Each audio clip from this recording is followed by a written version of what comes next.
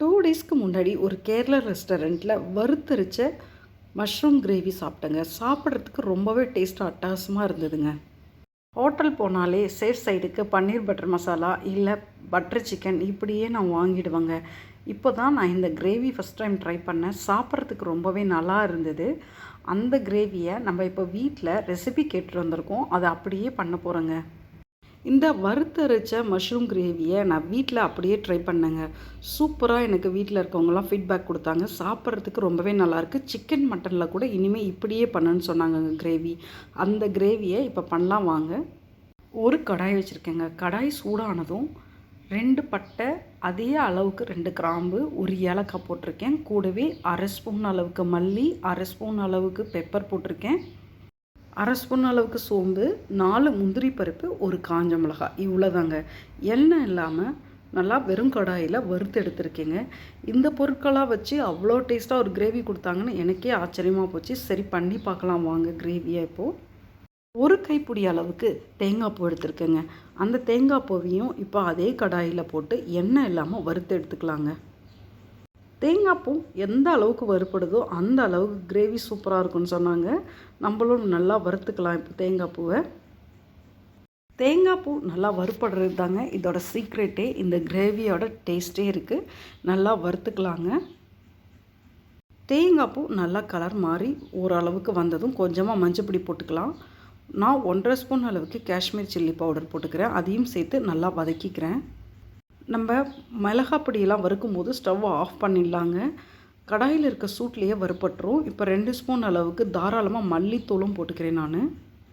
மல்லித்தூள் கண்டிப்பாக இந்த கிரேவிக்கு சேர்த்து தான் ஆகணும். அதனால் 2 ஸ்பூன் நம்ம சேர்த்துருக்கோம். இப்போ போட்ட மசாலாவையும் கடாயில் இருக்க சூட்லேயே இது மாதிரி கிண்டி விட்டு வறுத்து எடுத்துக்கலாங்க. மசாலாவையும் சேர்த்து இப்போது வறுத்தெடுத்து இந்த மாதிரி தேங்காவை நம்ம கிரேவி பண்ணோம்னா நெக்ஸ்ட் டே கூட இந்த கிரேவி பேலன்ஸ் இருந்ததுன்னா யூஸ் பண்ணிக்கலாங்க. கெட்டே போகாது. நல்லா வறுத்துக்கலாங்க. இப்போது தேங்காவை எடுத்து ஒரு பிளேட்டில் ஆற வச்சிடலாங்க. இப்போது அதே கடாயிலேயே தாராளமாக 3 ஸ்பூன் எண்ணெய் விட்டுக்கலாங்க. நான் கடலை எண்ணெய் தான் விட்டுக்கிறேன். அதில் ஒரு பெரிய வெங்காயம், கட் பண்ண வெங்காயத்தையும் போட்டு நல்லா வதக்கிக்கலாம். வெங்காயத்தை நல்லா கோல்டன் கலர் வர வரைக்கும் நல்லா வதக்கி எடுத்துக்கலாங்க. அப்போ தான் நல்லாயிருக்கும், சூப்பராக இருக்குங்க இந்த வறுத்தரைச்ச கிரேவி. இப்போ வெங்காயத்தை நான் ஸ்லோ ஃப்ளேமில் போட்டு வதங்க விட்டுட்டு இப்போது நம்ம வறுத்து வச்ச மசாலாவில் மிக்சியில் போட்டு அரைச்சிக்கலாங்க. முதல்ல மிக்சியில் போட்டு கொரன்னு அரைச்சி எடுத்துக்கலாங்க. இந்த மசாலாவை டைரெக்டாக மசாலாவில் தண்ணி ஊற்றி நம்ம அரைச்சோம்னா முந்திரி பருப்பு 1 2 அரையாதுங்க. இதை மாதிரி முதல்ல கொரன்னு போட்டுட்டு அப்புறமா தான் நம்ம தண்ணி ஊற்றி அரைக்கணும். நல்ல பேஸ்ட்டாக கிடைக்குங்க.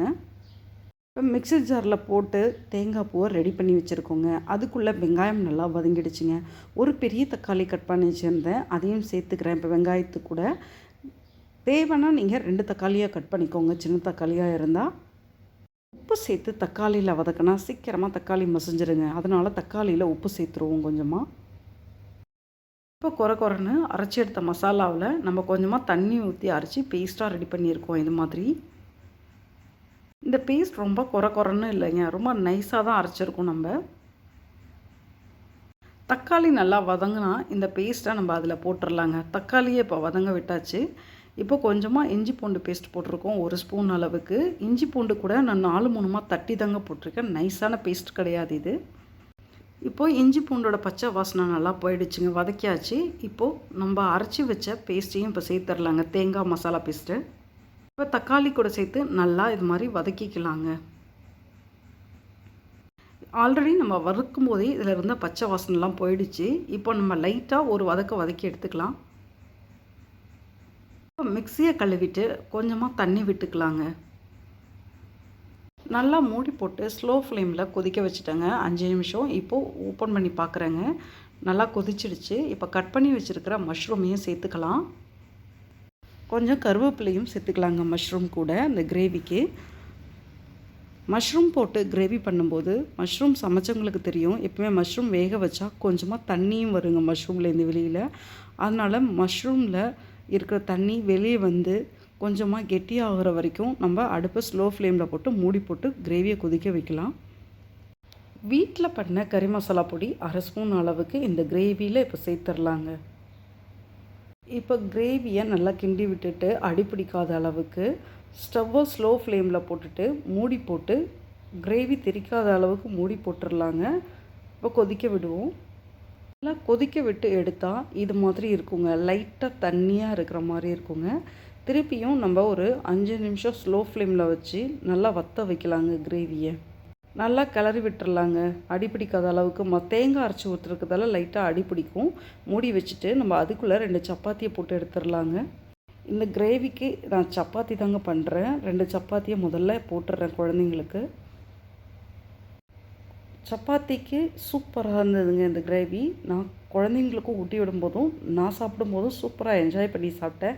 வீட்டில் இருக்கவங்களாம் ரொம்பவே என்ஜாய் பண்ணி சாப்பிட்டாங்க. இந்த சப்பாத்திக்கு இந்த கிரேவி சைடிஷ்ஷாக நம்ம கடைகளில் பரோட்டா வாங்கிட்டு கூட இந்த கிரேவியை வைக்கலாங்க. ரொம்பவே நல்லா இருந்தது. ட்ரை பண்ணி பாருங்கள்.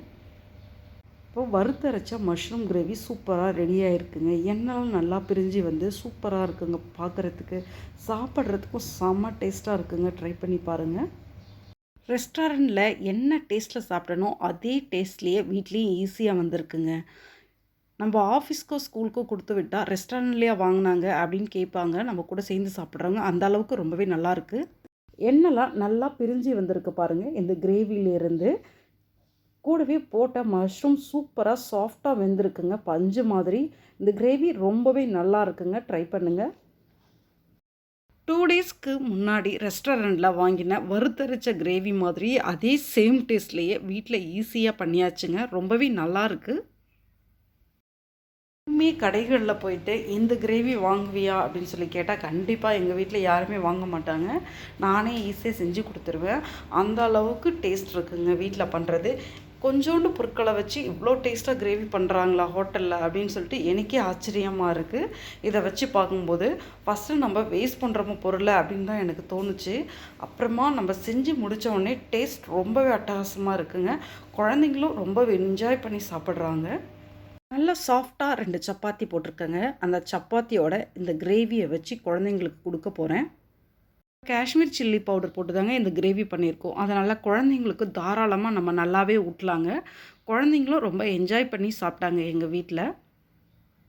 இதே மாதிரி ஒரு சாஃப்டான சப்பாத்தியை உங்கள் வீட்டில் பண்ணிவிட்டு கூடவே இந்த மஷ்ரூம் கிரேவியை வச்சுட்டு கொடுங்க. இன்றைக்கி ரொம்பவே என்ஜாய் பண்ணி சாப்பிடுவாங்க. உங்கள் வீட்டில் இருக்கவங்களும் ரொம்பவே நல்லா இருக்குங்க. ட்ரை பண்ணி பாருங்கள். நம்ம சேனலில் இருக்கிற எல்லா ரெசிபிகளையுமே ட்ரை பண்ணுங்கள். நம்ம சேனலுக்கு சப்போர்ட் பண்ணுங்கள். சப்ஸ்கிரைப் பண்ணி வச்சுக்கோங்க.